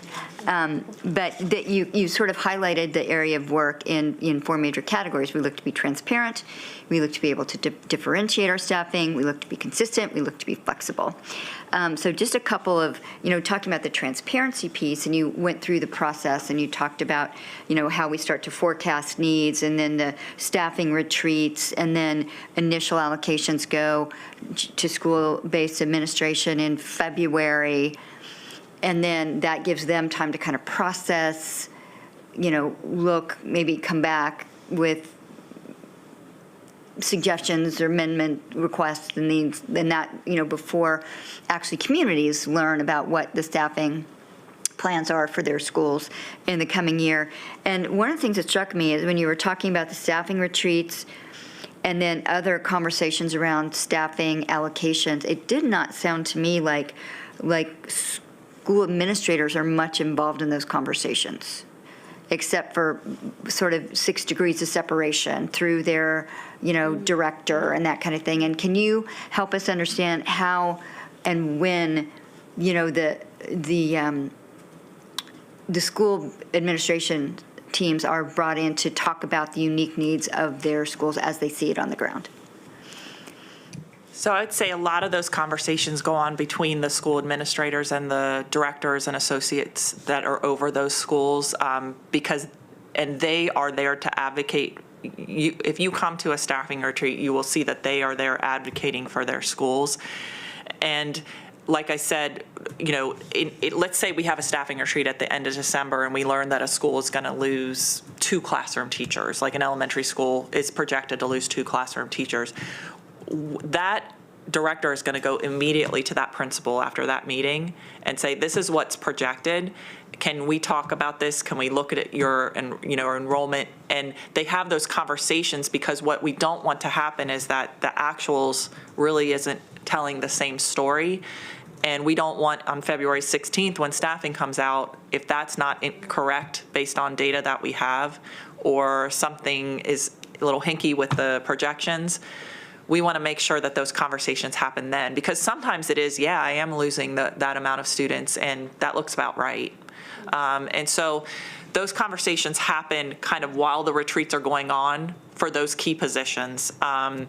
Especially for loss or gain of an administrator. I mean, that's a big deal in a school, and we understand that. And there are times when we look at the staffing guidelines and say, okay, the cutoff, let's say if a position, some cutoff is 700 students and a school's coming in at 690 for their projection. We are not going to make a decision to just look at numbers only in that situation. We're going to look at the school and say, okay, if it's an administrator position, how many serious incidents has the school had? Those kind of things to determine. We probably need to keep that administrator for consistency, for needs of the school, that sort of thing. So are they in the conversation with us at the retreats? No, but they have people advocating for them, and they do a really good job, because they're always asking, can I go back and say something to the principal? Yes, please, because I don't think it was that way when I first started in this position, and not for fault of anybody. I just think, it's a big job that you're doing, and you're trying to make sure that you're being equitable, and that you're, and making sure that you're making good decisions for schools. But I think it's morphed into that more because of these retreats. I don't remember doing retreats when I first started in this job. And so, not saying that it's all me that started this, but it's just kind of morphed into this. And I think I started out in the job saying, I can't tell schools things, to more, hey, we need to tell schools these things because it's impacting them, and not that we can give them the world, but that we can have their knowledge on the ground help us through it. And I appreciate that, because I think one of the things I very firmly believe, and you all have heard me say it like a broken record, is that we're going to become a better system if we do more asking and less telling. Because it's the boots on the ground, it's the students in the classroom, it's parents in the community, it's the teachers and the staff in a building that can tell us, what that lived experience is every day, and what they actually need to create the best culture and climate for everybody that's in a building. And so you're also talking about differentiation. And, this is, again, one of my favorite MCPS resources, which is the course bulletin. And so it's interesting to me, because a teaching position that's not a germane thing. Teaching position requires a unique skill set. And so the work to fill each unique position is, it's very nuanced. And so when I have students come to me and say, and we do have a team of students actually that are meeting with the OSIP folks around the course bulletin, how doing a soup to nuts revision to make it more accurate, more clear, a more useful tool for students, teachers, families. But when they look in here and they're like, that sounds like an amazing class, why it's not at my school. How does that dance work? So we, years ago in some of these meetings, I was told, demand drives instruction. How do we decide what classes are? There was some advocacy in the school community that they were, being told these were the classes that had to be or were going to be offered, but it didn't align with the interest of the community, of the students. And we were told, oh, well, demand drives instruction. And I'm like, well, here's an illustration of the fact that that's not true. So how do we assess demand for certain content, certain courses, certain academic opportunities if we aren't making clear what our full, cafe of options are? And then, but sometimes we have things in here that don't necessarily align with the staff that we have to teach content. So that's another piece of it, because, I taught in the school system for 5 years, but I couldn't have taught high school calculus. What I taught was a very unique thing. So how does the work of, here are the things that we have on offer, how do we let demand truly drive instruction, but how do we also make sure that we have the staff with the skill sets we need to fill all the positions? And I know our special educators, that's a very specific area of need where we just have not been able to meet that demand for that skill set for a long time. But so how does that dance work?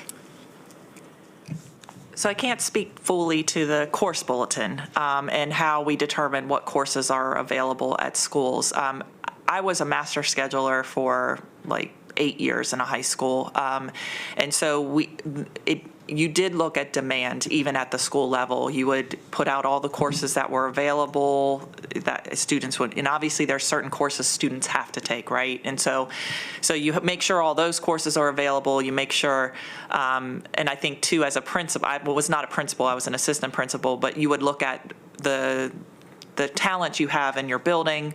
But the student course requests really did start that drive for what courses are going to be offered in the building. Where I think we need to be flexible are if, let's say I'm starting an IB program in a high school and I only have 8 students that signed up for IB physics. I have to run that course. I have to make sure it's available to make sure they're meeting the requirements of their diploma, right? Or if I'm trying to start a program in a school and it looks like it's going to, fly high, but I only have maybe 14 students taking it the first year. It is really kind of principal decision, director decision on is it worth. I don't want to say worth, but is it a course that we see that it's going to take off and be well for students and a demand of students, right? So again, I can't speak to why certain courses are in high schools. I can't do that. But what I can say on my end is if we're looking at a school and they're trying to run this new course and there's only 14 students, we don't always say to them, you've got to collapse that course.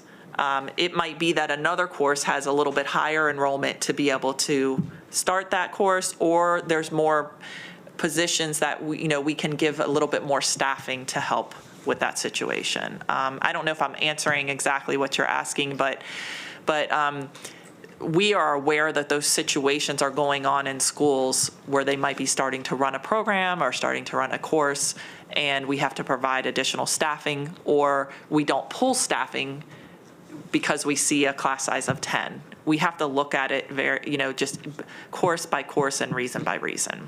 And how much of that is driven by the school administrator advocating for the needs? Because I've had conversations with staff who are like, they're taking this course away from me, and I've done all this professional development, I've done all this work, and they're saying because the demands of the enrollment, things like that, and so you're saying, we might have a course that's at this point under-enrolled, but, we're not necessarily going to say, okay, well, next thing. So how does that dance work between your office and, what level of advocacy is required by a school administrator?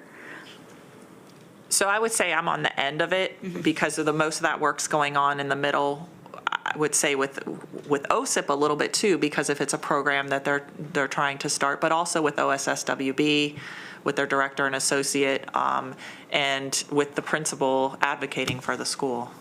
So I would say I'm on kind of that end of, I need to know why they want to keep this position, or why, I don't get into necessarily the nuance of making them collapse courses or anything like that. It's just, I ask the questions, I give them the data. But again, having that school experience in my back pocket, I know the reality of what could be going on behind some of these stories. Yeah. Well, and it's interesting you say you were a master scheduler for 8 years. That's interesting context here, because, what I'm hearing from middle and high school students is when it comes time, and it is getting to that time, we're asking them to choose their courses. They're not necessarily directed to this. They're directed to something that's specific. These are the courses offered in our school, which gets me to chicken egg. So how do we let demand drive instruction? If students aren't being made aware, system-wide, here's the courses that we offer. They're only being told this is what's available at your school. And maybe you know or don't know. I don't. I do remember when I was a master scheduler, sometimes there were courses that were only allowed at certain schools, and it might, they were piloting it, say. So maybe year one, it was 4 high schools can offer this because they were piloting a certain program or a certain course. But I don't recall my situation in a school working, and then I was master scheduler in 3 different high schools where they said, we can't offer something, but again, I don't know, I don't remember what we handed out to the students as far as did we give them the course bulletin book, or did we give them Seneca Valley's course book, book or something? I'm just using that as an example. Yeah. Okay, yeah, something to more investigate.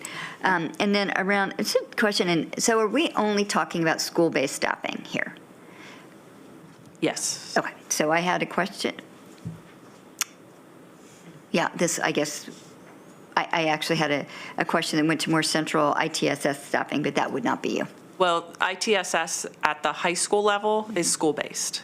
Right. So there's one at every high school. Can But we just say what ITSS oh, Well, it's. Sorry. they're the tech people. I Yeah, the forget. tech people. It's blowing my mind. Instructional technology support specialist. There we go. Instructional technology support Yes, specialist. yes. There we go. Yeah. But I mean, a question I had been asked was, or maybe more of a suggestion, was that we have ITSS that are just assigned to high schools in that way, and then others that cover the needs of the other schools, kind of in a team or a cluster base. But they were talking about the fact that there are some ITSS staff that are charged with the work of monitoring our security cameras and maintaining and troubleshooting them. But those jobs aren't dedicated in kind of maybe 2 specific people to do the work for the system, but are part of the job descriptions of a couple of different people who also have other duties. And so their observation was especially now we're much more concerned about security, and we've got lots of portable classrooms and more open campuses, and we're trying to make sure that we are able to, maintain more secure campuses, that having dedicated people that just do that work and fix and maintain those camera operating would be helpful, but that sounds like that would not be something that you would deal with. Okay, yeah. One more question. When you gave us the numbers, right, the projections, the high school projection of 1,152 students, is that like a normal thing that you see every year? Or is this a little bit out of the ordinary? So when you have a number like that, what does that mean? You're going to be adding staffing? Like the projection would be, we're going to be adding so many teachers. Yeah, and it's not cut and dry. Like I use a kind of an example of about every 20 students is a 1.0 FTE classroom teacher, but that's more so within that school. Right. So these 1,152 students are spread around. So you might even see a school that gains 5 students maybe lose some staffing. And a good example of that is we do not allocate classroom teacher staffing for a school if the student is full-time in early college are full-time in Montgomery Virtual Academy because they are not sitting in the seats in the school. But we give that school other, we still give them the other staffing because they're still supporting those students in other ways, But as that might be a good example of a school that they gain some students, but they might lose some classroom teacher staffing because they have more and more students in these programs that are full-time. They're not doing the instructional, right? Correct. The direct instructional. They're not sitting in seats in classrooms at the high school, right, yeah. And the other thing I can just add to that, I know Mr. Adams has talked about at previous meetings, we had a couple of larger cohorts of students, and so these would have been the students born in 2006, 2007, right before the Great Recession, and so those students are now matriculating through high school, which is why we see a decrease in our middle school enrollment, and as it is common. What happened after the Great Recession was people started having babies at a slower rate. And so now we're seeing that kind of come through our school, and it took several years for that to rebound, and now we're starting to see the growth from that rebound. But it all is, based on the age of the students and when they were born, and the impact of, things much larger than MCPS. And that is interesting. So looking at the projections, I mean, this is a school system people are just moving through. So as we see a wave like this moving, so the decrease in middle school enrollment now will eventually be reflected in what we're seeing in high school. So that gets to the flexibility here, serving the students where they are. So I think that's good for me. I'm good. Thank you very much. Very much appreciate this. And we look you, forward Ms. Gomez. on March 23rd to talking about sort of our other unique pieces of our staffing needs with our emerging multilingual learners and our special needs students. Thanks. Thank you for your questions. It was a pleasure. Thanks. And now, moving on, the next item of our agenda is taking a look at the county's Office of Inspector General report, looking at an investigation into some financial irregularities in our transportation department, which I think are no secret to anyone. These were discovered in about November of 2021. And one aspect of that, the financial irregularities related to the use of P cards or purchase cards. And so you're going to talk today about what was contained in that Office of Inspector General report, the system's response to that, but if you could also contextualize a little bit for me, those purchase cards are not just used in the transportation department. So if we could also, although we're looking, the OIG report was specific to transportation, talking about how and where those cards are used throughout the system and what kind of, I know, Mr. Riley, your office has initiated several, and Ms. Bergstresser, your unit as well, several procedural changes to that monitoring and oversight of that are system-wide. So anyway, I will just turn it over to you all to introduce yourself and give us a little context and background. Ready. Good afternoon. So I do have with me Ms. Bergstresser, the Supervisor Internal Audit, as well as Mrs. Susan Chen, our Controller. And some of this is, we talked at the last fiscal management meeting about some changes that we're making in this program. So just to give you a little background, we did do an internal audit, and some of these things came to light. Since that time, we did a few other audits after that. So with each audit, we have these recommended actions, and we're taking. So we're constantly adding to those internal controls, kind of to fine tune them, with the hopes of we limit these opportunities for people to do not good things. So I'm going to start the conversation here with our OIG report, which is online for anybody that needs to wants to see that. I think overall, we'll start with saying, so the Office of Inspector General report identified some problems and actions, but the internal work that had already been happening starting in late 2021 had identified these measures independently, I think is part of what we want to really focus on too. They're telling us some things that we had already identified. Correct, that's right. So I know a lot of people don't like audits, but you know, the benefit of an audit is it improves corrective action. So at least in the Office of Finance, we kind of look forward to that as opportunities for improvement. So the first slide here, we just wanted to kind of give, for those of you that don't have it online, next slide, sorry. We wanted to give just a little, I know it's small, a little summary of what was in that OIG report. So Ms. Harris, as you mentioned, they basically kind of took that scope of what we've looked at before, but kind of did a deeper dive of some of those things, some of the improprieties that happened. And the results they presented were that, you know, they gave some detailed examples of instances where the P card was used, as you said, in the Department of Transportation for things that were personal or things that were, you know, not according to our rules. So they give some results there. But what we really focused on were the recommendations, and that's what we wanted to talk about today.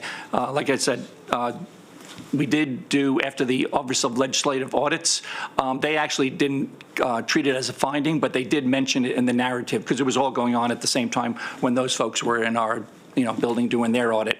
So you're talking about the state audit? The state audit, yeah. Right, yep. So some of these things have already been in works. We have fine-tuned it, and that's what I'll talk about today. And then MJ and Mrs. Chen are here to provide some details. So next slide, please. So the first recommendation that the OIG said was to continue to cooperate with law enforcement to support the efforts to recoup stolen funds and equipment and prosecute violations of the law. So I can't say too much here because it is an ongoing investigation, but I just wanted to make everybody aware that we are doing just that. So. Yeah, and I do want to highlight something that is of frustration to me is that is my understanding that the Office of Inspector General asked the law enforcement investigation and the MCPS investigation to pause while they took the 4 or 5 months to create this report. And it is still, and maybe this is just, you know, putting this into the ether, I don't understand why those things could not have happened in parallel lines. I don't know why that had to stop, but anyway. Just for any people out there, and I know there are some because I hear from them, wanting to know what's taking so long. Yeah. Yeah, that is a good point. From an internal audit perspective, I know when we do our annual external audit, well, they don't stop, they don't wait, but they will kind of rely on the findings from other audits. So I don't know if that had something to do with it, but that's all I can think of there. Next slide, please. So one of the other recommendations was when purchase orders, when we order inventory, first of all, it shouldn't be done through a P card, and that was one of the miscommunications there, or something that we refined. With the reason being is if it goes through a P card system, as opposed to the hub system, we were having issues trying to determine did it actually get into inventory. So you can see here the process update. We do have a workaround for emergency purchases when furniture and equipment have to be purchased in an emergency. We have a way to do that, but the optimal solution would just be to limit purchase of furniture and equipment through the hub system. And when I say the hub system, that's our normal procurement invoice to pay system outside of the P card use. And talk just very briefly for context. You know, P cards, purchase cards, why do we have them? And how are they, you know, how is it determined who will actually have control over them? Yeah, I can speak to that. So they are an efficient method of purchasing under certain conditions, right? Susan, can you share what our limitations are for use of P card as opposed to? So the P card mainly is for micro purchase, like all the federal DC government, they all have that. For small purchase is convenient. For the it's for our school district, more instruction material account, like a $15, $50. So for under MC policy, it's under $500. If for emergency need, for school, for the different office, they use to purchase, but not for intention for the inventory, fixed assets, IT equipment, grants. Project related. So this is a limitation there, and also mainly it's for the micro purchase under $500. Can you give me an example? Let's say battery. So if our chargers run out battery, so you need that right away. So you have to do the JP Morgan, use JP Morgan card to buy. You're not waiting for procure to pay because each procure to pay process costs $75, overhead cost, administrator cost. So you have to place PO, you then place invoice, make a payment. It's roughly $75 before COVID-19. Now maybe it's $100 per transaction. So do micro purchase in much smooth and fast and efficient way. So again, you're talking about like readily fungible things like batteries that we go through continuously. And then, because you said there, to go through the regular procurement process, there's a cost associated with just the process. Exactly. Per industry average is about $75 to $100 before COVID-19.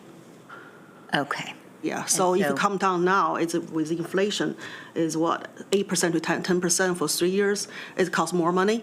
So to maintain this regular procure-to-pay process. So cost savings and efficiency. Definitely, yeah. So the folks who have access to this, did we get that to it yet? Or we're going to get that to it? Not yet, sorry. Yeah, I think you're going to Okay. tell us where Okay. these purchase cards are throughout the system and who has control over them. Yeah. Right. Yeah, we can get that information to you. We don't have that in the presentation, but we can provide that to you.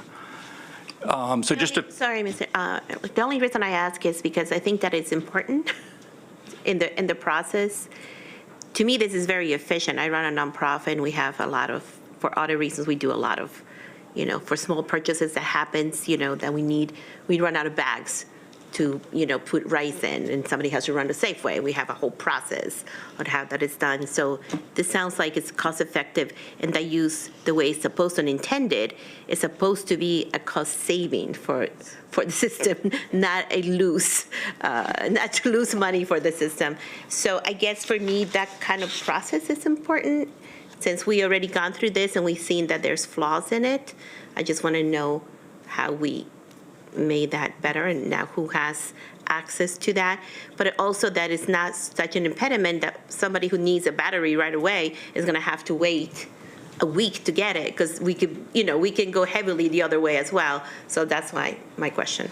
So in total current as November, it's about 1,300 active cards across 210 schools plus offices. So mainly is administered by the card holder and also account owner, which is included principal, financial agent, and director, physical directors in each offices. So based on last year, 22, we have 47,000 transactions for $7 million. So average transaction is $155. That just give you an overview.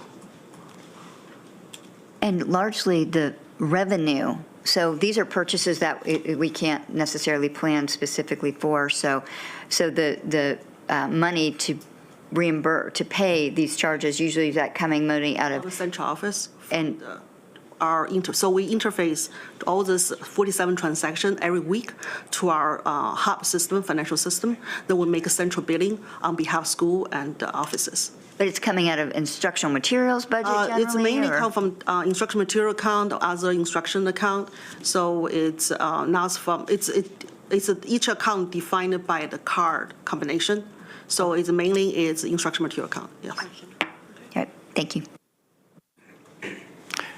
Just to add on to that too as well. So I kind of said that we have our procure-to-pay process with purchase orders and requisitions, but this is just a method of payment, the P-card. So we'll talk about that, with these recommendations, that we are still doing that monitoring and internal controls as well there too. And those rules are in our procurement manual as well as our finance manual too. So next slide. So one of the things we learned as a result of this audit is implementation of some compliance monitoring features in the JP Morgan system, which is what we use right now. So we've always had something in the system that would flag a use of the card that's, if somebody wanted to buy alcohol, it would be because of the code, it would say, nope, can't do that. But there are also some features within the JP Morgan program that we're going to take advantage of now too. And I think it might have been just unawareness prior to this that the county uses this system. So that's something that came out of this audit. So one of the things is looking at split transactions and questionable merchant category code. So I'd mentioned ones that are, definitely off limits, but if there's a questionable code, or what you might see is if there's split transactions. So in other words, to avoid our procurement rules of 7,500, you need 3 quotes, 25,000, you need a full RFP. There might be situations where somebody, whether intentionally or unintentionally, is buying smaller purchases. So over the course of that time, it would add up to that, either that 7,500 or the 25,000. So this, by enacting this within the P-card program, that we can look at those split transactions and we can monitor that. So the way we monitor that is 2 ways. We do desk reviews, and when I say review, that falls under Ms. Chen's office, or we do audits, which falls under Mrs. Bergstresser's office.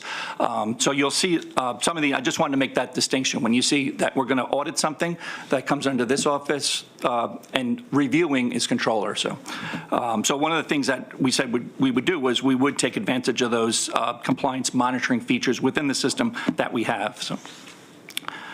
Next recommendation. Just a quick, little quick summary. What's the difference between an audit and a review? So my office does the school audits, and we have a schedule to audit the schools. We look at the JP Morgan purchases at every audit. We look at the internal controls, the processes, are things being reviewed, are the things being approved, are they following all of the procedures? So that, if you read any of our audit reports, you'll see that that's included. And then Mrs. Chin's office will do sampling. So every month, we got a transaction from what we spent from last month. So we download those transactions, and based on a predefined schedule, we select schools which has not been reviewed or has been frequent flyers. So we pull out those transactions, do a sampling based on available resources. So from there, we look at split transaction, transaction limits, average daily transaction limits, and monthly transaction limits. We look at those things. We look at it being reviewed, has not been approved. We question if a sales tax has been charged or not been charged. So it's a serious action. We have a desk procedure for that to go through those transactions every month. Then we do 6 months review, look at level 3 data. Then we look at anybody who have a running exception to over the transaction limit, do they get a special approval? Then we also do 12 months review, look at if P-card transactions be reviewed, have been approved, has if a principal or any active account holder may be retired by June 30 and starting July 1st, those accounts should be closed. We recertify the process. We also monitor has been upon compliance with training, if they need additional training to be in compliance, make sure they on timely review and approve process.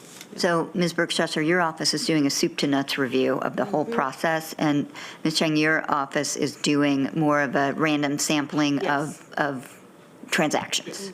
Yes.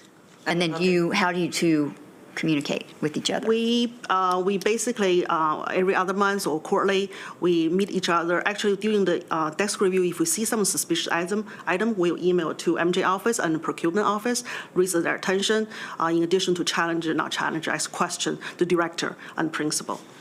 Yeah. Okay, thank you. Yeah, so one of the ramifications if somebody isn't doing things according to the rules is we will pull that card. So that's one of the, we talked about that last time at Fiscal Management, that we are going to more aggressively pull those cards back if folks aren't following the rules here that we're talking about.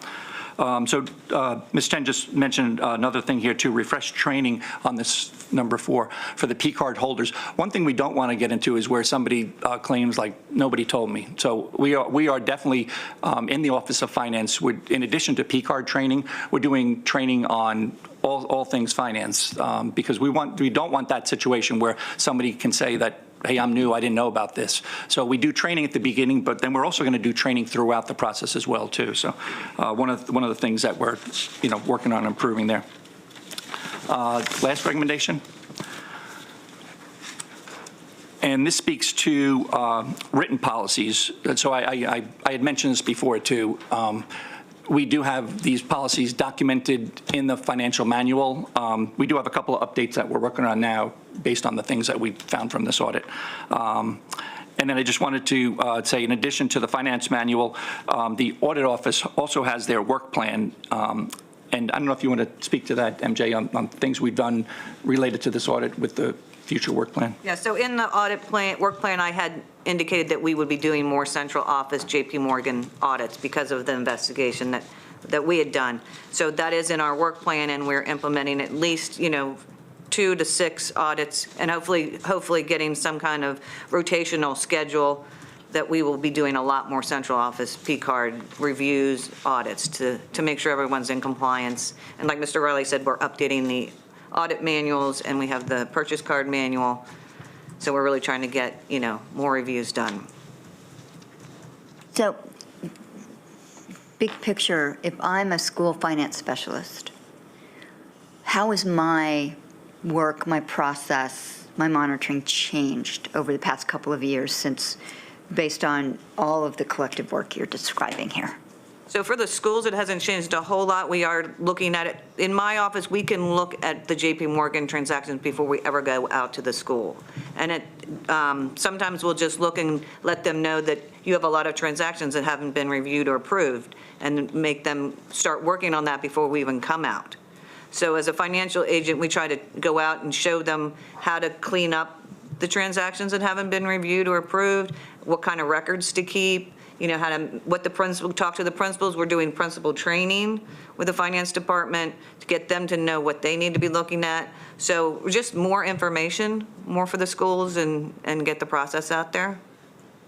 The biggest change is the online process. So all the users who are authorized to access JP Morgan online application, they have ability to look at entire things. They can review online approval, so it's all go paperless now. It's not used to be you had to go to the folder, cabinet to open the piece of paper to look in package. Now it's all paperless. So. And if you could just for, the public's awareness, what were the biggest, or what were the main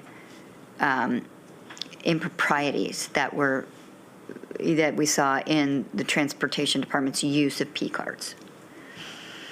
So some of the things that we learned through this process was both Susan and MJ were talking about the limits, right? So we've improved our process to look at this on an annual basis. Those limits are smaller now. You have to get an exception. Limits, what do you mean? Limits to a P card. So every card has a limit for the single purchase as well as total purchase, monthly purchase. $500 per single transaction, $1,500 per month. 500 single purchase, $1,500 month, and that's every P card has the same limit. Yes, Yeah. initially. Then based on the special approval, we have some exception And then, with temporary exception. and then you guys keep track of the split transactions, Yes. right? So what- Not to go over. Right, and we're going to have that automated within the system. Yes. And so the Transportation Department was using these to purchase way beyond the limits? Correct. Yeah, I don't know if you want to speak to the audit, MJ. So their limits were extremely high and had been that way for years. So the people who had the cards were purchasing large items that should have gone through the hub. They were buying laptops, furniture, all things that are prohibited, and there was no control, no process. Nobody was seeing receipts. No one was doing all of the steps that we have outlined that the reviewers and the card holders should be doing. So that's where the big hole came, that nobody was really looking to see what was being purchased, or they were working around the system. So we were not auditing them with you or anybody else? Like, I'm trying to understand, if we know that we have a department like the Transportation Department, and we know that, it's not a school where they're going to need a battery, but I'm just trying to understand, where was the safety net? Where was the check and balance? It was not, the majority of our audits are school audits. Yeah. We try to do payroll audits and other central office audits when we can with our staffing. And it was not on our radar, and yes. So now, when we were notified by procurement that they thought that some things were being done that shouldn't have been done, we went in immediately and did the audit, and then that's when we determined we obviously need to be doing a lot more central office purchase card audits. Okay, so it was procurement that did the red flag. Okay, that makes sense. And you all are, transparency. You all are confident that the changes that you've made are sufficient now to prevent anything like this from happening? I guess you can never guarantee, but I think that the things that we're putting in place now will make that, we have a much better chance to find anything before anything happens. We're doing more audits of departments. We're doing more desk reviews. We are limited by, just like every department, where we have a limited number of resources that we're working with, but we're trying to put them in the right places to get the biggest bang for our buck. And the communication between the review and the audit and procurement, is that better? Because it sounds like it should be. We always been get together. Like we have found one issue from desk review, we email to both to raise their attention. So actually for transportation, we start email to procurement and internal auditor office. So we started this whole digging process. And I would just say, I know Mr. Riley's going to jump in here too. I would just say, I think one of the additional advantages of having procurement under the finance operations is additional collaboration. Kudos to you for doing that. Yeah, and I just want to say, I appreciate all the work here, and I really appreciate, Mr. Hull, sort of your pragmatic approach to, is the way we've been working the best way we can work? How do we become more efficient, more effective, a better, more transparent partner with the public in monitoring, the public dollars that fund our system. So I really do appreciate that work. And you're looking at it in a very, from the 20,000-foot perspective and then also on the ground. So very important. Yeah, nothing to add. I just, as Mr. Hall mentioned, that, having procurement within the Office of Finance, not that we didn't communicate before, but just now there's more opportunities. We're seeing each other on a day-to-day basis and looking at these things in place now. So.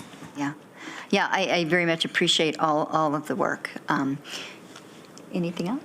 Good.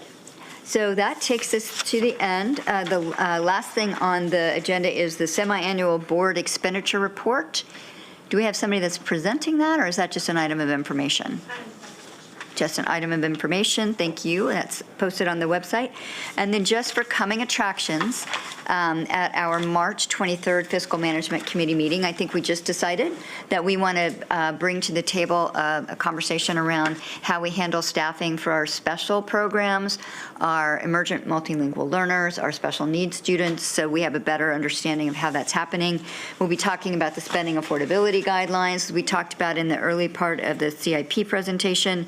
We'll also be looking at getting an operating budget update, because by March 23rd, we'll be 2 months further along in the annual calendar of that cyclical budgeting process. And we'll be having that so exciting conversation around Category 12 expenses, which I know is everybody just can't wait. And we'll also be, we'll be talking about CIP again. And then we'll also be looking at an audit, legislative audit update if there are any. So it's a meeting you're not going to want to miss. And we'll also be having sustainability focus, bringing some of our students to the table. So I want to thank everybody for the hard work, and say how much I enjoy working with all the people that are involved in the Sexiest Committee. And we will see you on March 23rd. And we're done.